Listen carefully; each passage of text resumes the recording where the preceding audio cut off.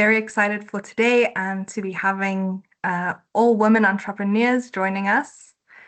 We've got Prudence Simelane from Samanjalo, Suzanne Holmes from Shonaquip, and Kamal Kanji from 360 Social Impact. Yeah, I really think it's going to be a great one. So I think what I'll do so long is just get started with the intro and the program. So welcome everybody to the Circular Entrepreneur Series, Reimagining Waste. This is part 2. We had part 1, I think, about 2 months ago. And this webinar is in partnership with Impact Amplifier and Nedbank, really focusing on the amazing circular entrepreneurs who are on the Nedbank ReNEW Programme. So just to give you a little bit of an overview of what's going to happen today, my name is Gabriella. I'll be the host. I'm from Circular South Africa, and I'm very excited to be joined by Gabriella from Nedbank, also Gabriella, who will be giving us a little bit of information about Nedbank and the Nedbank ReNEW Programme. And then we've got Lauren Williams from Impact Amplifier, who will be giving us an update on how the ReNEW program is going with the entrepreneurs. And then after that, we'll be following with Prudence, Suzanne, and Kamal. I think the 3 entrepreneurs that we are all here for and excited to hear about. And after the 3 of them present, we are going to go into a Q&A and closing. And I think just because we've got quite a few people presenting today, we won't have a Q&A in between. So I would encourage you to add your questions to the chat or to the Q&A so that we can bring that forward at the end of the webinar, where we'll also be inviting you to unmute yourselves and open up your cameras so we can have a nice conversation. All right, so without further ado, let me just do a quick introduction. If you're new here or are here for the first time, we are Circular South Africa. We are a platform that amplifies the potential and value of the just circular economy across the country. And why a circular economy? South Africa's extractive-based economy has led to resource depletion, social inequality, and environmental degradation. What the circular economy does is provide South Africa with a regenerative alternative. There are a few fundamental principles with the circular economy, the first being designing out waste and pollution, the second being keeping materials at their highest value, the third, regenerating natural systems, and then the fourth that we at CSA have added is benefiting all members of society, which we really feel is important in the context of South Africa and the just transition. So we really need to shift from the linear to circular. The linear economy, following a take, make, waste model, and the circular economy really wants to close the loops in between and all around as a systems approach so that nothing ends up in landfill. And just a little bit about why the circular economy is great for businesses and for entrepreneurs. We can create new revenue models. It's great for resource efficiency and cost savings, as well as reduces environmental impact and regenerates nature. And I think what's quite interesting here is to look at where these circular opportunities lie, and it's quite clear to see how those can come about from looking at the 10R model. So we all know about the 3 Rs, reduce, reuse, and recycle, but in the circular economy, there aren't 3, but 10 Rs. And that's what you can see over here on the right-hand side. So the first 3 really focus on smarter product use and manufacturing. And this is quite focused in the design phase of products and services. And here we have refuse, redesign, and reuse. And once we have these existing products, we can then look at extended lifespan of those products and their parts. And that's where we start to tackle reuse, repair, refurbishing, remanufacturing, and repurposing. And then once we get toward the end of life of a product, we want to think about how we can really maximize the material use. And this is where we then recycle and recover. So that's a little bit about the circular economy. If you want to find out more information, then please do join the circular economy ecosystem. Check out our website, become a member, become a partner, learn about the circular economy, submit your case study if you are a circular business, access case studies for inspiration, and a whole bunch of other resources. So thank you, and I'm going to be handing over to Gabriella now from Nedbank.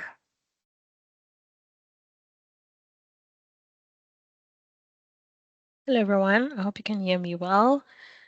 Thanks, Gabby. So I'm Gabrielle and I come from Nedbank Social Impact Unit, where our strategy focuses mainly on water, waste, energy, and agriculture sectors.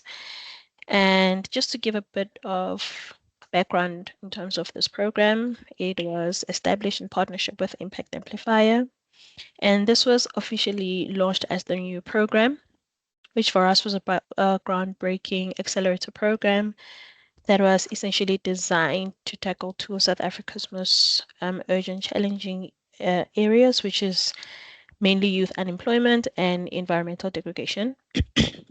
So I think coming from the development of this program, it's really exciting, I think, today to take the perspective of seeing a midway check in terms of what are the working business models or some of the business models that we've identified that we'd like to speak to today. And seeing that it is August, it is an all-women panel. So really proud of that and looking forward to hearing what more they're all about. And just to give a bit of background as well, this is also in alignment with the Department of Science and Technology and Innovation, as well as Circular South Africa, which Gabby is from. I think in the past series, we went through 3 other really great innovative models. So I think for us, from a strategic perspective, we're always trying to see what are the areas of scale or potential value unlocks in some of these enterprises, and where is the opportunity for reinvestment to sort of unlock that, and what does it look like from where the enterprise is placed in the value chain. So really looking forward to today. Thank you so much. Thank you so much. I would love to hand over to Lauren from Impact Amplifier now. Thank you so much. Good afternoon, everyone, and welcome. It's fantastic to see so much of the South African Circular Economy Network here today with us. My name is Lauren Williams. I am the Monitoring and Evaluation Lead at Impact Amplifier, and it's a real privilege to be with you here today as we mark Women's Month. And what a story it is that we have to tell. The Nedbank ReNEW journey has added greatly to the growing South African circular economy. The program attracted 225 South African enterprises, which is more than double the target of the 100 that we set out to achieve. We accelerated 111 enterprises in the group cohort and 7 one-on-one accelerations, reaching across all of the 9 provinces of South Africa. Women are truly driving the story, with the female workforce representation and ownership strongly present across both the one-on-one and the group cohorts. Fittingly, for Women's Month, 4 out of the 5 entities in the group cohort are female-led. Namely, and in no particular order, we have Samanjalo, one of our speakers today, SEH Holdings, Madam Waste, and 360-degree social impact. And also Shauna Kwapia today from one of our one-on-one cohorts. This is exactly the kind of leadership powering the South African circular economy forward. And we could not be more proud to showcase it to this network today. There's more exciting news. The joint applications for the collaboration initiative through the Nedbank ReNEW Programme has been assessed and we'll be making an announcement on the 13th of August this month. So watch the space as well for that. One thing I want to highlight to this network today in particular is that data collection for the Nedbank's ReNEW's SROI tracker and how key it is. The dashboards we at Impact Amplifier have built together with Nedbank for each entity aren't just a reporting exercise. They are becoming a genuinely powerful tool, giving each enterprise a clear, credible evidence for base for their social and environmental return that can be extremely useful in unlocking further funding in the circular economy. This data is working for entrepreneurs and not just about them. I want to say thank you. None of this happens without partnerships. And today is a moment to say that thank you to the Nedbank ReNEW team and to Circular South Africa and all of you in the Nedbank ReNEW programs. This momentum is a direct result of your collaboration and commitment. And every entrepreneur in this cohort and to everyone in the Circular Economy Network tuning in today. Thank you for your courage, your hustle, and innovation that you bring every single day. Looking ahead, we're excited to be finalizing impactful collaborations with the Department of Science, Technology and Innovation, the Council for Scientific and Industrial Research, also known as the CSIR, and the Department of Forestry, Fisheries and the Environment to deepen and validate this work even further on a broader scale. We have one more important announcement from Impact Amplifier, which is a very exciting one. Impact Amplifier is proud to be a recent recipient of the Expertise France Switch to CE program, supporting plastic and e-waste entities to scale across South Africa, Ethiopia, Angola, Botswana, Namibia, and Mozambique. So stay tuned because this is just the beginning. I just want to close by saying, when women lead the circle, nothing goes to waste. Happy Women's Month, and thank you for being a part of this journey. Thank you, everyone. Thank you so much, Lauren. That was absolutely wonderful and very inspiring. Amazing. Okay, cool. Well, I think now we can kick off with our first entrepreneur, who is Prudence from Samanjalo. I'm going to be sharing my screen now.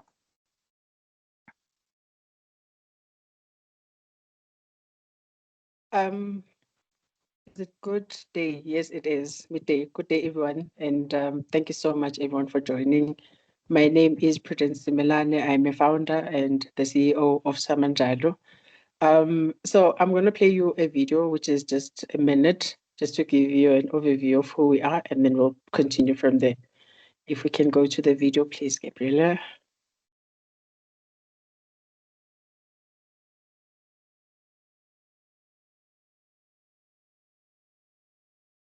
Gabby, there's no sound. Please just reshare again with sound.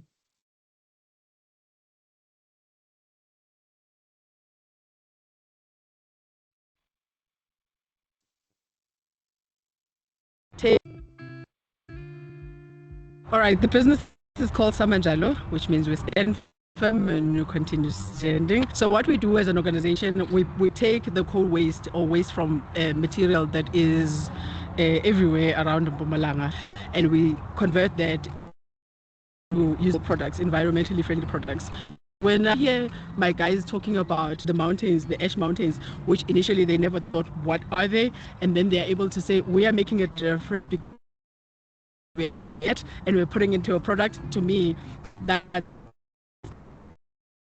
it's big in the just transition, simply because this is a mining town. So if you're not dealing with the waste that comes out of such a town, you are basically just, you're closing the doors. So what we do with the circularity is just to make sure that economy still grows, people have got employment and meaningfully so. And more than anything, they also understand the impact that they have in the environment.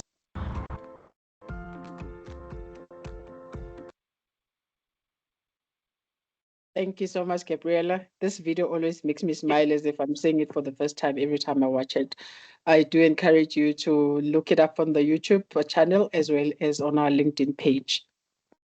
So who is Zamanjalo? I think the video tried to explain a little bit who we are. So we are a mineral waste beneficiation business that registered in 2019. We are based in Mpumalanga, which in Emalahleni, which is in Mpumalanga. And then we started quite a while ago, but operationally to actually get our products out to the market, that kicked off in 2024. We currently have 11 full-time employees that we've got, and we had to obviously put down some skin to the game to make sure that this is working. And maybe later I'll get a chance to explain when we're talking about the challenges that we face as an entrepreneur and starting off from zero. So as it stands right now, we have committed quite a lot of money into the business ourselves, and then that has helped us to be operational and to kick off. Next slide, please. Right. So why are we doing what we're doing? We're doing it, and you can hear from the video, we started by speaking about coal waste, which is in very large quantities, particularly in this part of the town. So the statistics are showing that this industry is generating in excess of 30 million tons of industrial waste on annual basis, and only 10% of that is actually put back to reuse. The rest is in landfills that you will see around the different power stations. And we must never forget that South Africa especially, is the 7th largest producer of electricity, right? So you can imagine the amount of waste material that comes out of that. And that's the reason why we want to solve this problem. Next slide.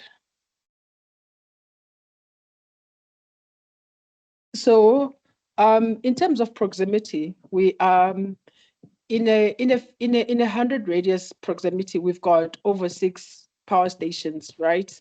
And the relevance of that will come when I start speaking about our model and why we chose the model that we spoke about. But just to give you an idea, we are not too far from Kusile power stations, and we are not too far from Kendal power station. We are also surrounded by Matla as well as Grail. They may not be the closest. Our closest currently is Kusile as well as Kendal. And why do we do what we do, and why this proximity is important is because our value add and our value proposition when it comes to this mineral waste beneficiation is because we see our model as replicable. So you can move on to the next slide. It's replicable in that people don't have to come to Emalahleni Wheatbank to do and to see what we're doing. Instead, we actually follow waste wherever waste is, right? And that's the intent that we have. That's the long-term vision that we have with our operational model, because waste is everywhere, especially mineral waste. When you look at the proximity of these power stations and you look at the cities that are surrounding these power stations, it then begs the question, does everybody have to come to Wheatbank? Is that the only place where you're finding waste? No. The proximity that I shared with you tells you that this project or this type of work that we're doing is replicable, and it can be scaled to different areas where waste is concentrated. And in that way, we make our mark when it comes to circularity, as it was explained in the beginning, what is the intent about it. If you move on to the next slide, it's speaking to the alignment of what we're doing to the UN Sustainable Development Goals, right? So we have been asked quite a number of times in different presentations whether there's an alignment, and where do we see this alignment. We see it in that obviously we are able to create jobs for people, especially young people. In another video we shared when we're talking about the unemployment rate, especially in the Mpumalanga area, especially in the youth category. So giving people a job makes them to be valuable contributors to the economy, and then also just making sure that the cities don't become dilapidated because probably there's a move in the mine sector, yet the waste material that got produced out of that did not move. So how do you make sure that the towns and the cities such as Emalahleni and Mpumalanga are sustainable even after these type of changes are taking place? So that's why we believe that what we do is well centered within this these sustainable goals that the UN is chasing. What type of technology are we using to do this production? So Lauren was talking about partnerships that are happening with different industries, and one of them being the CSIR. So the geopolymer technology that we are employing is CSIR's technology, which we partnered with them in developing it up to TRL level 6. Right now, this technology is ready, obviously, to go to commercial levels and industrial levels, and that's what we intend to do. It's a very good technology in that it reduces your carbon emission by up to 80% in the production process, as opposed to your ordinary binders, which are also responsible for some of the carbon emission that we are tackling in South Africa to reduce. And it gives you a product that has more strength and cures quicker than an ordinary a binding material. And that is why, to us, this is quite important that that we use this type of technology if we want to obviously make an impact in the circular economy and give worth to the minerals that have built our country up to this far. So we have, like I said in the next slide, started doing production, right? And we chose the brick manufacturing sector as our entry level into the market. Why? Because it was easier as opposed to all other materials. With the geopolymer technology, there's a lot that you can do with it. For example, you can be able to produce like your stormwater drainage pipes or your roof tiles and all sorts of things.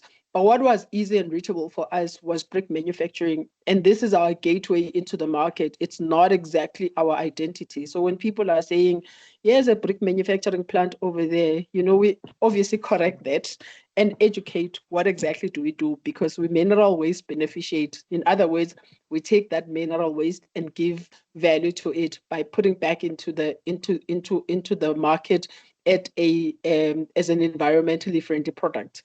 We are producing these different types of products, the stock brick, hollow brick, and maxi brick. And right now we're in the process of testing our paving brick that is long sought for by the markets that we're servicing. And those markets that we are servicing are the ones that are listed below. We've already made inroads, so you can find our product at Build It. And you can also find our product at Buildo, which is another material stockist. We are aiming to also get into cash build and then be able to supply to them already. So those are the inroads that we already have made. So cash build and BIPCO are also our next stockist that we'd like our product to be found at. So the next slide is talking to why Samanjalo. Why do we think what we do works? Is because we believe that by reusing this feedstock, which is mineral waste, whether it's coal waste or chrome waste or iron ore, whatever the case might be, that's the beauty of it, in that you're not only increasing the landfills, but you are actually taking from the landfills to produce these products. And with the technology that we're employing with CSIR, the beauty of it is that other cement companies are also taking the same product. I think you may have seen that you will see like a cement bag written green product or environmentally friendly. But the difference between that and Samanjalo's one is that Samanjalo actually consumes up to 70, actually more than 70% of that mineral waste without diluting the strength of the binder itself. So we take absolutely far much more than you would take when you are producing it in another different binder. And that's why we pride ourselves with the work that we do.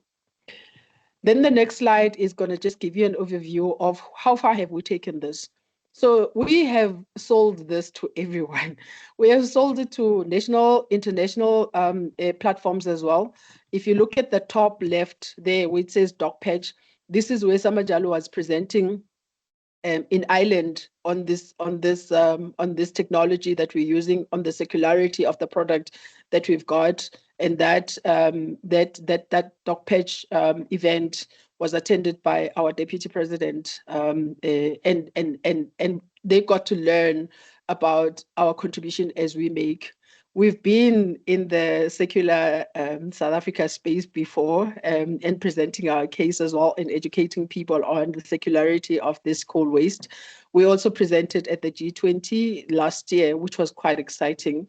And we also presented at Paris for the Change Now Summit, right? Also spreading the word on the circularity within the South African index and educating people more about the difference that can be made if we partner together to deal with this mineral waste that is abundantly found in our country, but also in Africa as a whole, right?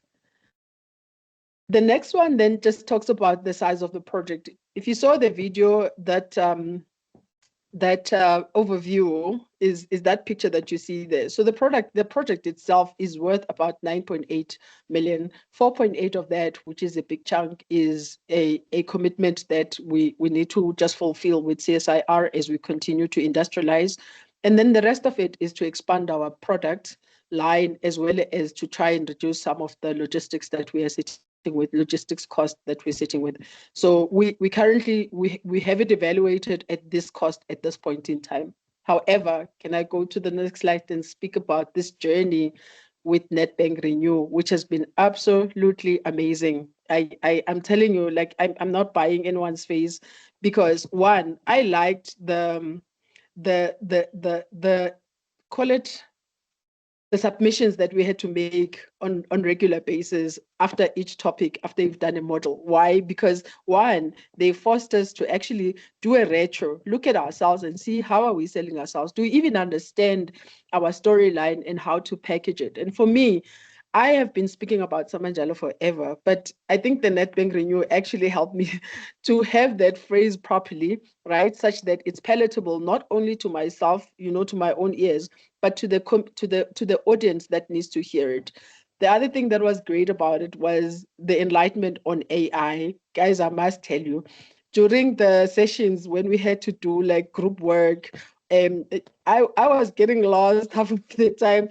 Where do you find this? And at the same time, I was getting amazed at how wonderful and what is available from an AI, and how can that help your business if you need to actually refine your story and make it sound very good. I was quite impressed with that. So for me, that was absolutely amazing.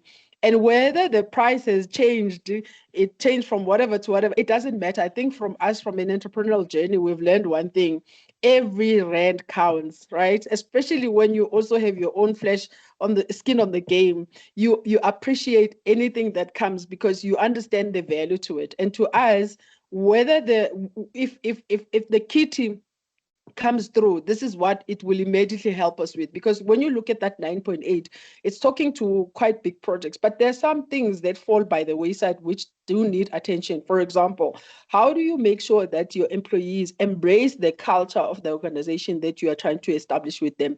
How do you help them put it on, in a form of PPE, and then preach it as they continue to do work? And I'm looking forward to this type of a benefit from this program, and entrench the value that we want to build with our employees, educate them on what mineral waste beneficiation is about. And then there's also like other things, such as in this case, in our case, we actually are blessed in that we have more demand than we've got supply. So we're not struggling from a demand point of view.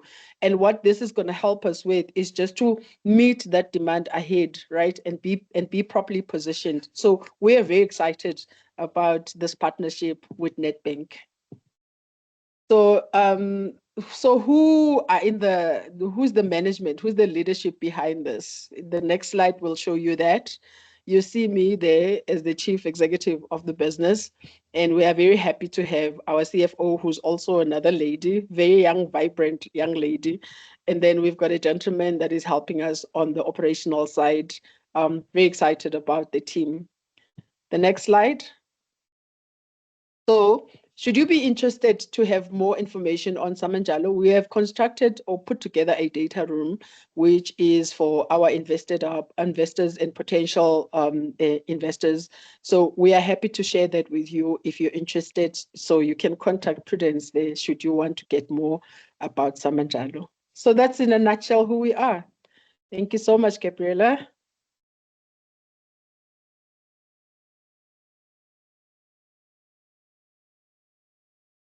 That was really, really incredible. Well done. I think I was particularly inspired hearing about how the work that you do actually creates continued economy beyond the mining. So the places where mining happens, those towns don't just die, they continue, you create jobs, you create life.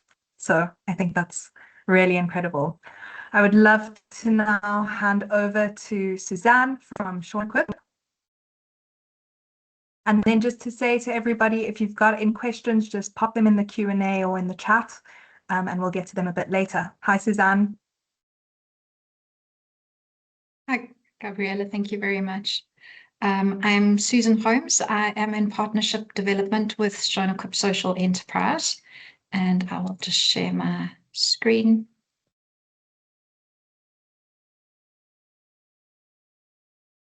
Perfect. We can see clearly. Thank you.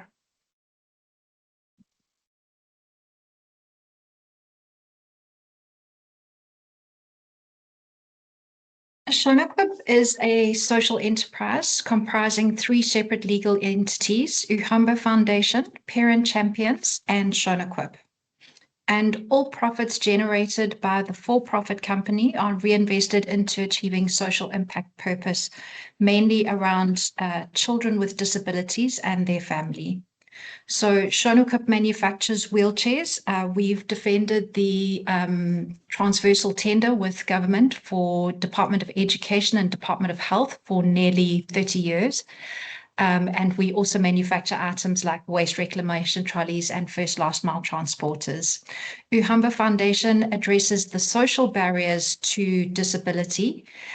So they do a lot of work with mining organizations in terms of community development. And then the Parent Champions Trust are a parents organization that assist other parents with knowledge, know-how, and encourage other parents on how to learn to deal with disabilities where they have children. So say, for example, where a child has been provided with a wheelchair by Department of Health, and they can now go to school, but the school doesn't have a ramp for their child to access or suitable toilets for them to use once they reach school. So the Parent Champions Trust works as a network between parents. So the problem statement that we are addressing is that the landfill sites are nearing capacity, some are closing, and the transport to and from them are expensive, and corporate manufacturers cannot reach their ERP and sustainability targets.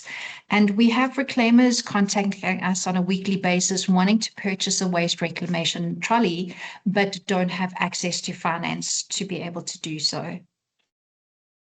So equipping waste reclaimers with purpose-built trolleys increases their income with the added benefits of increase in volumes of materials kept out of landfill, and improving how reclaimers are viewed by the community, and increases their sense of dignity. We, at the end of last year, we donated a trolley for a trial in Mitchell's Plain. And the difference it made to the reclaimer just on a 1-week trial is they are ordinarily chased off site by residents, not wanting them to rummage through their rubbish. But when this reclaimer was seen with a Shornequip trolley, the resident asked what they were doing. And when he explained it to her, she said, "Come back to my home. I have a huge collection of glass. You're welcome to it. Come and collect it and take it away." So a massive difference in how they're being treated by the community, being invited into someone's home as opposed to just being chased off the pavement outside their home. So the business case that was the motivation for what we're doing is that between 2021 and 2023, Department of Environmental Affairs implemented the Shornequip waste reclamation trolleys in an EPWP funded project where all participants increased their income by an average of 240%. Some doubled, some tripled, and some even quadrupled their income. And that was accredited to the efficiencies of and the use of the Shown-equip trolley compared to a pilfered shopping cart or a homemade trolley. And out of that project, 10 organizations were formalized. One was a cooperative of 200 graduates, and 9 other single entities were formalized. This was part of the letter of reference from Department of Environmental Affairs, which speaks about the dignity that was impacted, that reclaimers in the beginning didn't want their photographs taken, but once they were equipped with trolleys, they had a huge increase in their sense of dignity and the contribution they're making to the environment. So our solution, that's talking about the history, and now going forward, the opportunity that Nedbank has enabled us with is on the Environmental Affairs project. It was on average about 60,000 Rand per person to equip them, to train them, to set up agglomeration centers, to provide a stipend for a period, which resulted in that. And what we're looking at is, since the main accreditation has been to the actual trolley itself because of the efficiencies and that you can do more trips in a shorter space of time. If we reduce that from 60,000 Rand per person to 15,000 Rand per person, mostly just with the equipping with a trolley, how can that impact the income for reclaimers? And then what can we access for reclaimers in terms of access to finance for job creation? So our solution involves partnerships. We've partnered with Waste for Change. They are a software solution to automate the recording of the hires and the payments and the transfer of payments for the trolleys on a rent-to-own model. Partnering with buyback centers who house the devices for security. They increased reclaimer volumes until a trolley is paid off, and then the reclaimer may remove it from site. We equip them with the trolley that's available for hire on a daily basis, and then each hire payment goes towards the ownership of the trolley. So we don't charge interest on the financed amount. And we also don't limit them if they don't hire a trolley for a while, or if there's a gap, that fund is still collected and made towards their trolley that they will eventually own. And then we have an exit strategy as well, is that once a trolley is paid off, it can be removed from site, and then the reclaimer is perfectly entitled to, when they own a trolley, to use it half day. The reclaimers typically don't work more than half day because the work is exhausting. On the other half a day, they could hire out their own trolley that they own to another reclaimer, which would enable a second trolley to be paid off. Once you have 2 trolleys paid off, then the initial reclaimer can use one trolley or their trolley fleet 25% of the time, which means that 75% is then available for hire externally, which would then pay off another 3 trolleys. Now you're sitting with 5 trolleys. That is a pathway out of reclamation for the reclaimer. So our proposal deals with a number of United Nations Sustainable Development Goals. It also benefits landfills, the EPRs, organizations with EPR responsibilities, the PRO organizations.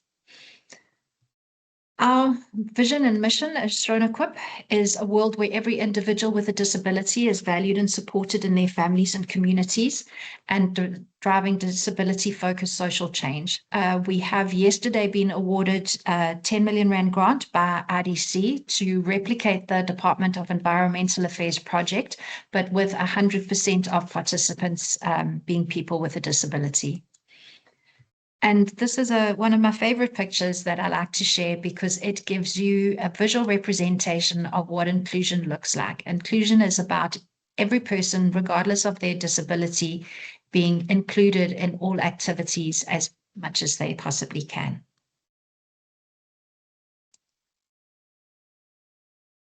Thank you so much, Susan.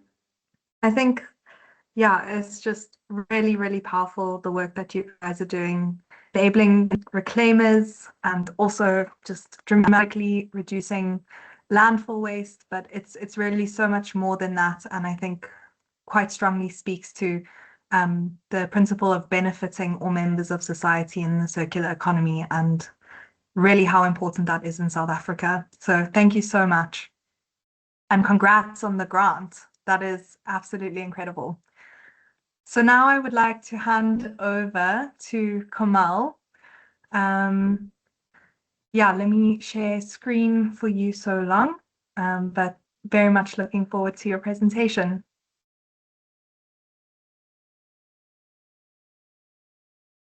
Thank you. Thank you for the opportunity to be here. My name is Komal Kanji, and I am the operating manager at 360 Social Impact. My role focuses on overseeing daily operations, improving efficiency, and ensuring the successful implementation of our solutions. My passion for this work began unexpectedly. My daughter completed the school project on carbon emissions and food waste, which sparked my curiosity. As part of this research, we traveled to a few countries, namely China and India, to see the technology firsthand, and witnessing its impact inspired me. It became clear that South Africa has a tremendous opportunity to reduce food waste through circular solutions. So 360 Social Impact is a sustainable driven company committed to tackling one of South Africa's growing environmental challenges, that is food waste. We provide and advance food waste recycling solutions that converts food and organic waste into organic compost within 24 hours. You can go to the next slide.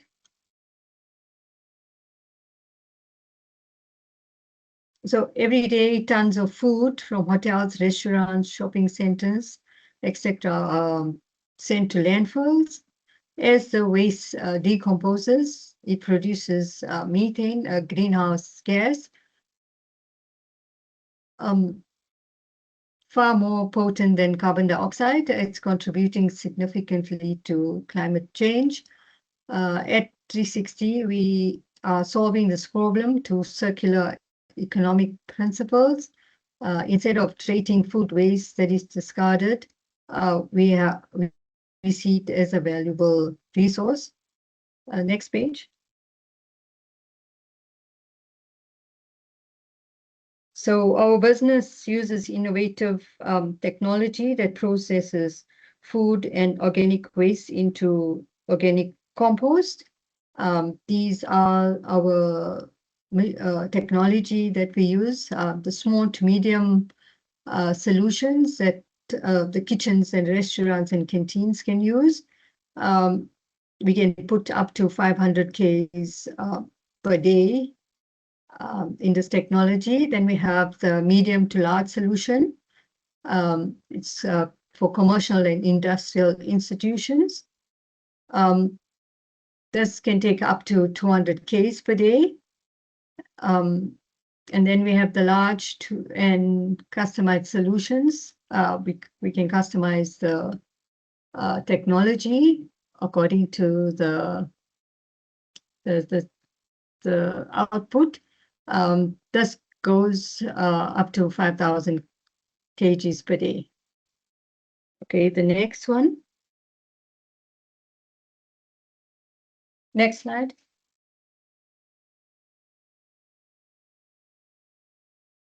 Okay, this is how our technology works.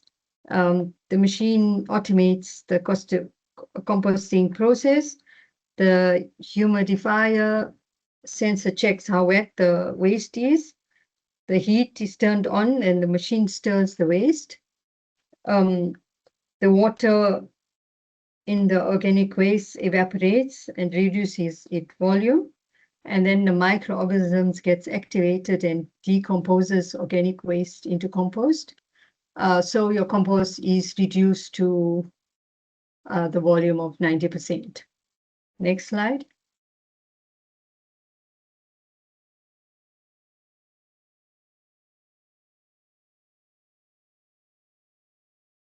Okay, circularity is the heart of our business. Our technology focuses on food waste recycling, using innovative systems to keep organic waste in productive use. Our focus is on environmental sustainability, circular economic solutions, climate change, waste diversions, green economy, and contribution to the community. The next slide.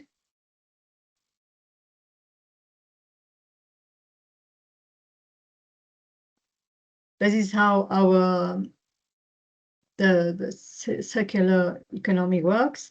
From food preparations, that food is discarded from fresh produce, from restaurants, from bakeries, and then it's taken to the landfills to skip ones, and then the food waste is inspected and separated before the recycling process. The food waste recycles, repurposes, and reuses as fertilizer in a circular economy. The next slide.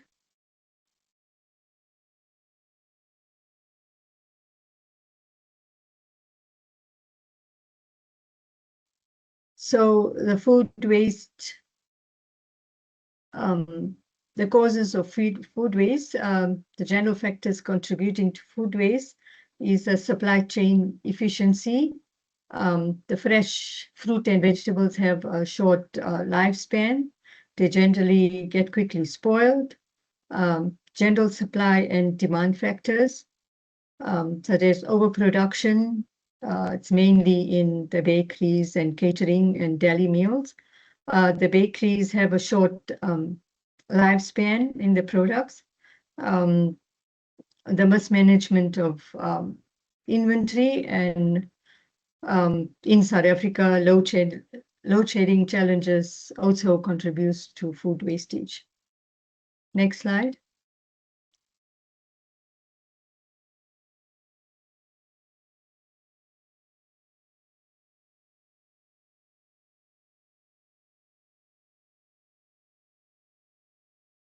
So the current food packaging supply and retailers, this is the food management process. Food gets prepared and it's packed, and it goes to retail shops, and then the food waste go to skip burns, and then the food waste is transported to landfill sites. Next slide.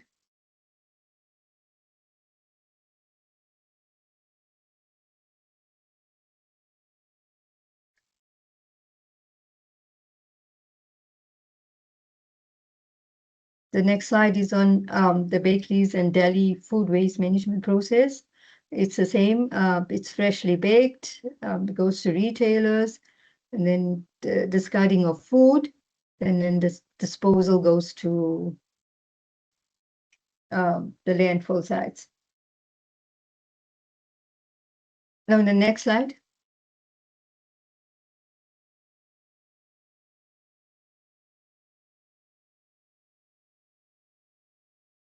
The benefits of circular economy.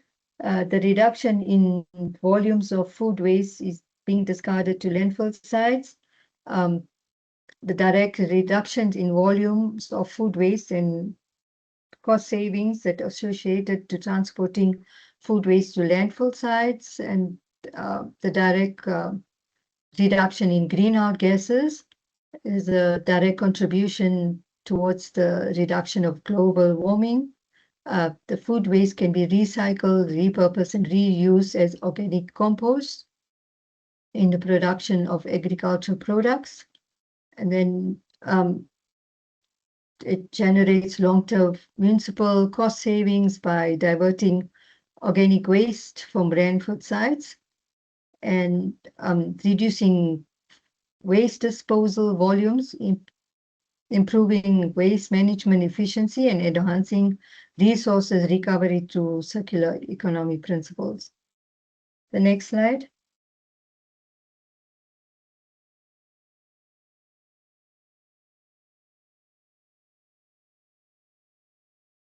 Okay, why on-site solutions? We can stop food waste going to the landfill sites. It reduces the transport costs. It maximizes transport risk of food waste management. It reduces fuel consumption. It mitigates risk of food waste being sold, donated, or dumped at various sites. It prevents food waste from rotting over a long period in skip burns. It prevents and minimizes unauthorized access to discarded food waste. It improves the recycling turnaround times. And we'll be closing the loop by returning organic compost to commercial, urban, and community farmers for soil rejuvenation. The next slide. This is how our process works. It's the food waste is collected and it's sorted. It's been shredded. We have a built-in crusher in our technology. Then it's recycled, and then it's packaged, and we can use it as a compost. The next slide.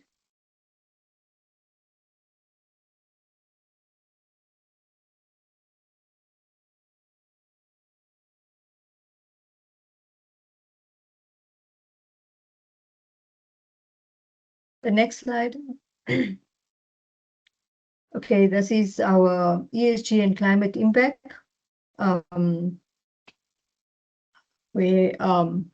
The environment, our impact, our solution has a potential to deliver measurables. On the environmental impact, it diverts food waste from landfills. It reduces waste transportation. It reduces greenhouse gases and recovers organic resources. On the social side, we create green jobs as deployment skills, develop skills in technology, operations, and waste management, and supports organizations in improving their sustainability performance.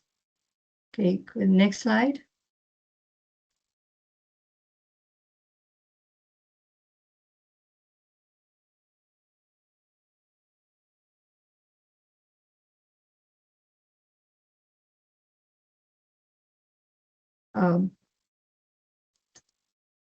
Our pilot opportunities, the proposed pilot initiatives can demonstrate a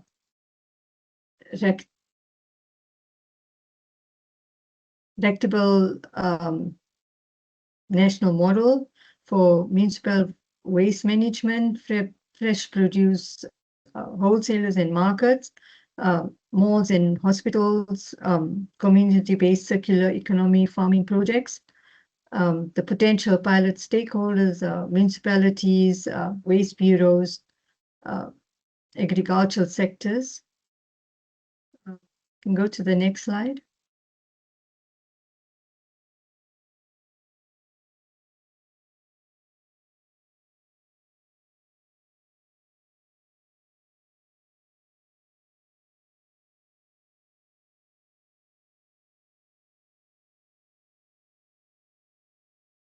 And I believe 360 social impact can play a meaningful role in helping South Africa transition towards a more circular and sustainable future.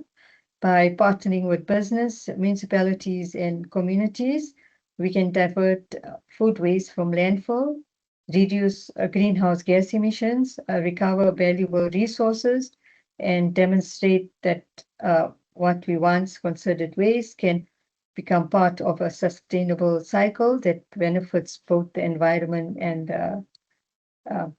economy. So our journey with the Nedbank ReNEW journey The ReNEW accelerators help us move from technology and market development towards a clearer commercialization strategy. The program has helped us to refine our business model, strengthen our circular economy propositions, and it improved our approach to impact measurements. And that's it. Thank you. Thank you so much, Kamal. That is great. The work that you're doing is also incredible. And I think what's particularly innovative about it is that this technology can be on site, and just reducing the transport and logistics costs and emissions associated makes it even more compelling of a solution. So well done. Yeah, and thank you everybody for joining and watching this webinar. We'd love to move on to the Q&A now. So if I could ask, please, that the three entrepreneurs pop on their cameras and unmute yourselves. And if anybody would like to raise their hand and ask a question, please, you are most welcome to. We're very keen to chat.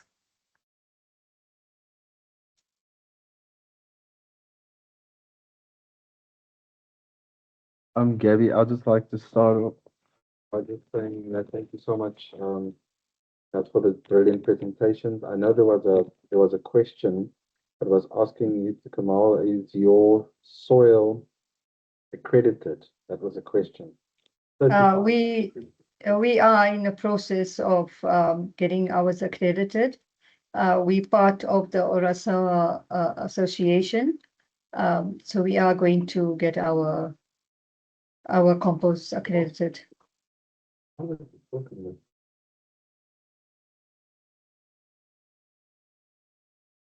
Awesome. I think maybe we can hand over to Sibusiso. Welcome to unmute and ask a question.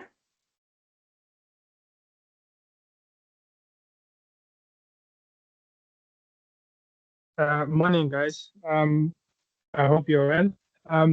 I think my question goes to Prudence. Prudence, I think one of the things that can get the industry going, the construction industry, with regards to what you do, is when government comes on board in terms of speccing the material that we use, for example, in social housing. I think that will go a long way when they spec to say, for example, 30% of the bricks or the paving that must be used must be environmentally friendly. And I think, Gabriela, at some point we had CDRCD from Cape Town that uses, I think, similar type of technology, but they use plastic to produce a resin, which is put into bricks and pave. So I guess my question is, Prudence, in terms of the industry, to influence the industry to start speccing the bricks and the pavings into environmentally friendly material. Have you explored that in engaging with the industry? Thanks. And I think I'll maybe add to that is if wanting to know if you've engaged with the Green Building Council of South Africa in that regard as well, Prudence. Yeah, excellent question. So that is why partnerships and relationships are important. We've done this conversation with the local departments as well, including our municipality, with that regards, and also even with your industries like Eskom, when for example they've got like a project that they're doing to spec that. So those kind of engagements are ongoing, right? At this point in time, we don't have really like a sign off from government to say this is what's going to happen, or the industries. We've also engaged the building industry, right, for that purpose, including NHBRC. So yeah, we are looking forward to obviously results out of those type of engagements. But you are absolutely on the money when you speak about that actually being absorbed or being adopted by businesses to spec these products, because obviously, especially if it's a locally produced product, it would go a long way, and it would help us a lot to expand. So it is something that we have started, and as we develop and we get to where we are actually signing off, you'll probably see it on our social contacts or social platforms. But it is something that we are working on. Thanks, and thanks for that question. What's the question? Brilliant. Thanks, Prudence. I'm going to hand over to Rochelle. You're welcome to unmute and ask a question. Good afternoon, Chair. Thank you for the opportunity. It's Rishal Suklal from the National Department of Forestry, Fisheries and Environment. And thank you to the presenters for wonderful and detailed presentations. My questions are aimed at Ms. Kanji on your presentation. I just have two questions and maybe one request. My first question would be, you mentioned that there in your presentation, the compliance to food waste management regulations. Can you elaborate on that? Whether these are at national, at a provincial or local level, these regulations, because I am not aware of any regulation in terms of food waste. I am aware of the food waste management strategy. Secondly, in terms of energy consumption of your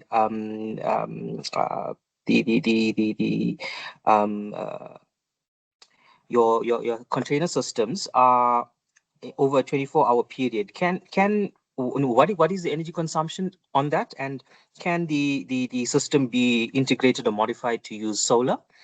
And then, as a request, would it be possible for DFFE to visit one of your demo facilities, if possible, in the near future? Thank you. Okay. So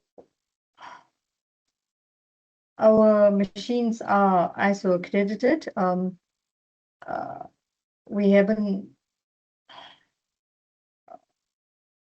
Sure, this is.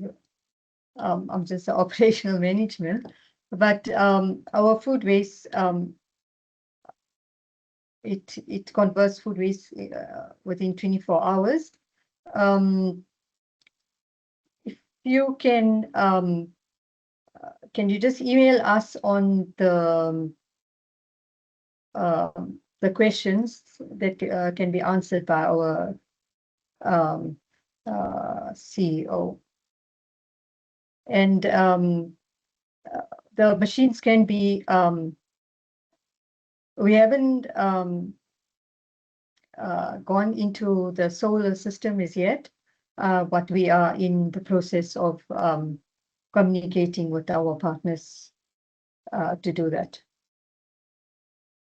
That's great. And I think just to let everybody know, we will be sharing the presentations with everyone after the webinar.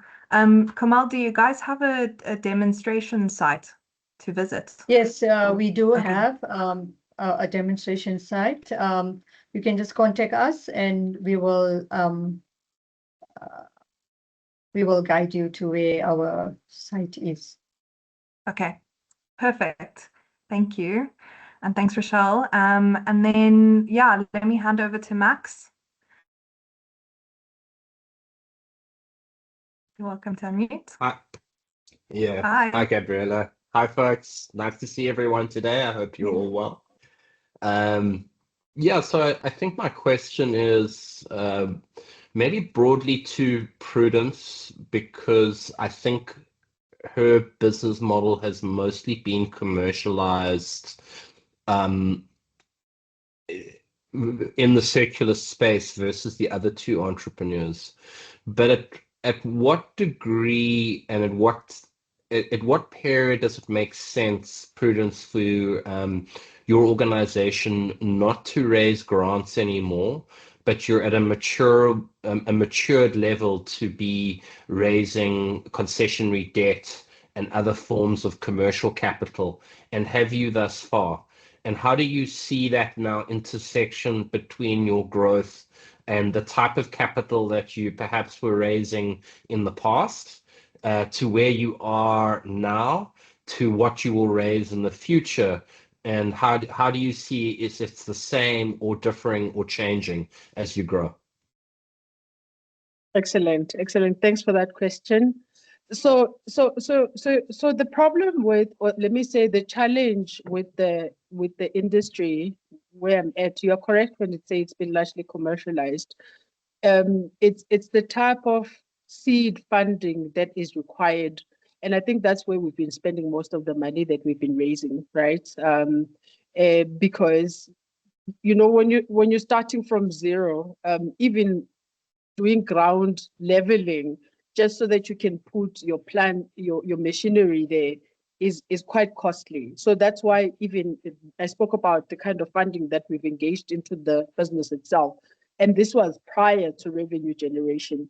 So I do believe that in the years that we've been in, we are well into being mature and raising a different type of debt other than just grant funding. And that would definitely be more like on the debt side.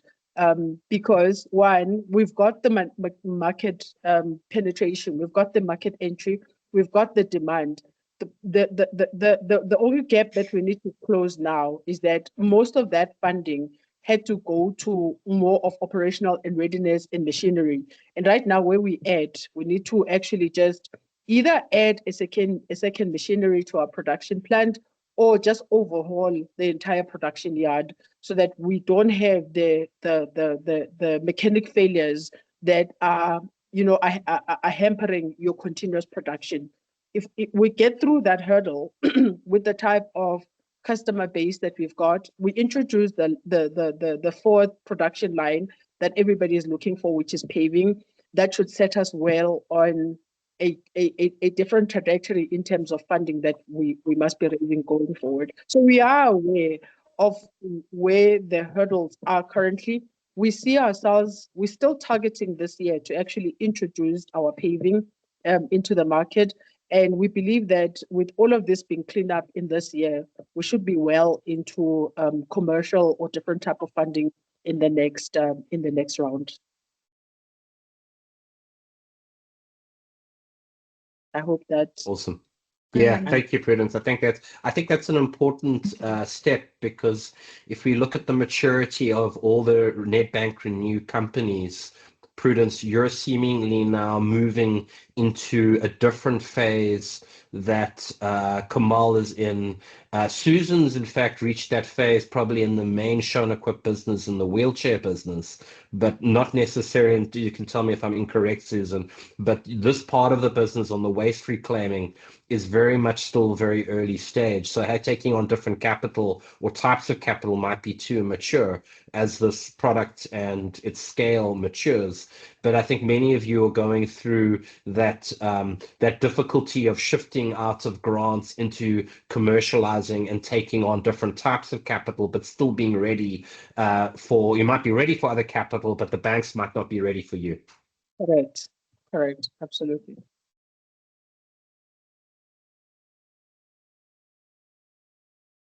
Great. So, Max, are you asking me to address that? You can if I get something completely wrong there, Susan. Yeah. Obviously, No. I've known I've known the business for a long time in many shapes and forms, but I don't want to put words in your mouth.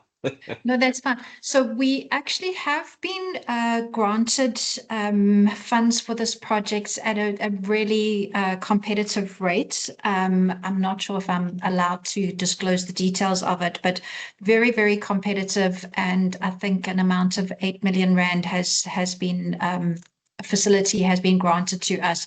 But we are wanting to run with the Nedbank program first, and to iron out any issues that come up from an operational perspective before we go into those funds that are at our risk. So we're incredibly grateful to Nedbank for giving us that opportunity to actually prove the system and iron out any issues that might happen before we actually put our skin in the game to that degree.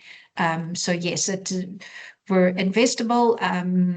But yes, not wanting to take that leap just yet, but within the next sort of 3 to 6 months is when we hope to deploy further. Awesome. Yeah.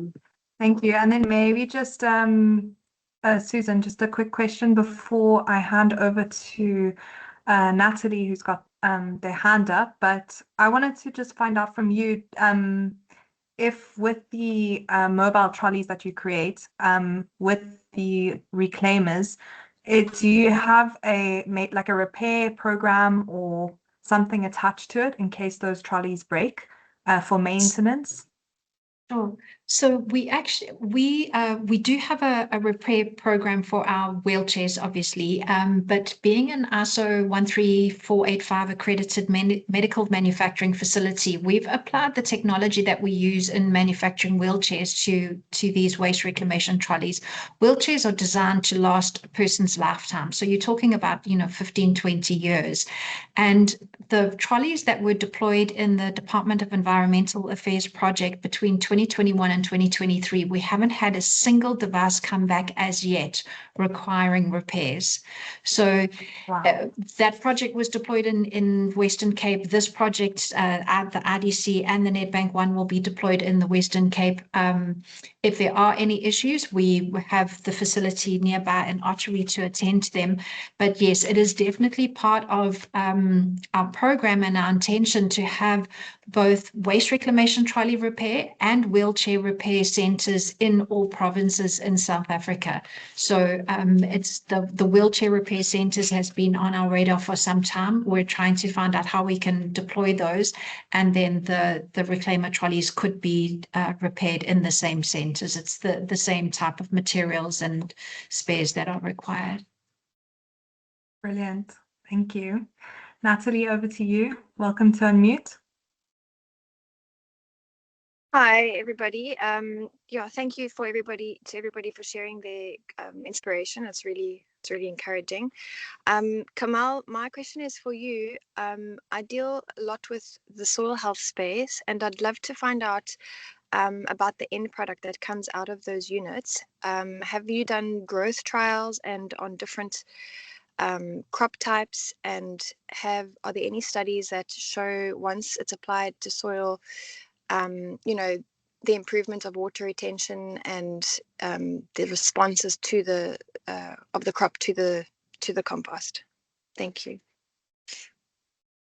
Okay. Basically, we use the compost. We are in the process of testing our organic compost, but the ones we use is we have to mix our organic food-based compost with other soil, so we can't put it directly to the roots of the plant. So it's more used as a topsoil. And then I remember you said 90% was if you put in 5,000 kilograms, out 90% of the 5,000 kilograms in the large unit, or are you getting 10% and 90% is gone? So there's 90% is gone, and we have a 10% compost. Okay. So we use microbes that in our large machines that activates the process. Okay. What is if you don't mind me asking, what is the maximum temperature that it gets to inside the unit? Let's check. And that's my last question. All machinery, it varies per size. So the more compost we have a built-in sensor that regulates the heating system of the composting. Okay. So it's not like a specific amount. Okay. I guess I'll make contact to ask you some more questions. Thank you so much. Okay. Thank you. Thanks, Natalie and Kamal. I will hand over, I think, to Sibusiso next, and then Aluwani afterwards. So go ahead. Hi, Gabriela. Sorry, just a quick one to Susan. Of the funding that you got from the IDC, I think you had mentioned 10 million. Is it debt financing or is there seed financing there involved? And just maybe share, maybe for a second or so, what was the process like dealing with the IDC? And I think Tembi is also on the line. Maybe Tembi, you can also jump in if you don't mind. Sorry to hijack you. The funding we received from RDC is grant funding. So as we applied through Uhamba Foundation, which is a non-profit, which means that we didn't have to have matching funding. If we had applied through Shonequip, the for-profit entity, we would have had to have matching funding for the RDC grant. But as a non-profit, you don't have to have matching funding. And the process was, I have to be careful because RDC's on the line. It was tough, but it was not in any way unfair. So you do need to be at the top of your game with all the information and everything else that needs to be responded to and having everything at hand because they will drill down into the details and ask questions that you hadn't thought of, etc. Their project managers are really, really good, and there's an investment committee that then reviews what the project manager has sort of upped your proposal to, and then the investment committee then come back with further questions. So I would definitely encourage anyone to apply for it. Yeah, it's an incredible experience. Good afternoon, everyone. From the IDC side, yeah, I don't think I'm the right person to discuss the grants, right? Because I'm more on the commercial side where we offer debt and also maybe some equity funding. But what I know is that any grant that we offer within IDC, we are managing it on behalf of mostly DTIC. So you'll find that you have to apply through DTIC or to ourselves on certain instances for those grants. But basically, when it comes to IDC funding, it's mostly equity funding and debt funding. So in terms of grants, it's basically, yeah, we are managing the grants on behalf of another organizations. Thanks. I hope it answers your question. Thanks, Tembi. I'm going to hand over now to Aluwani, and then I think we can start to close off the webinar. So over to you.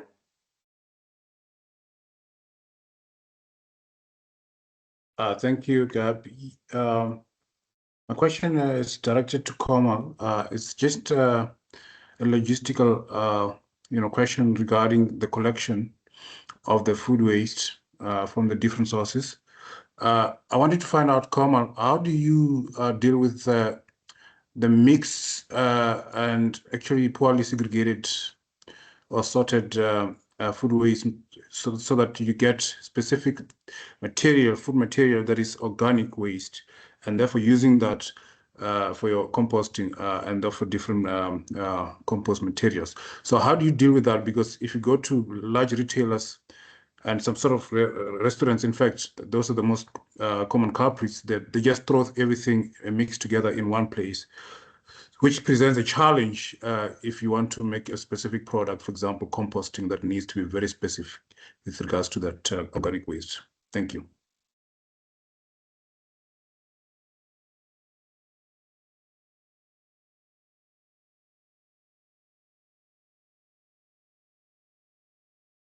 Kamal, are you still there?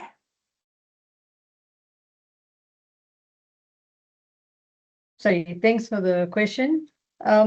We train our staff, and we have a sort of separation process. Sometimes, for example, in restaurants, we use our staff to do the separation of the waste. Thank you. Okay, thanks, Kamal.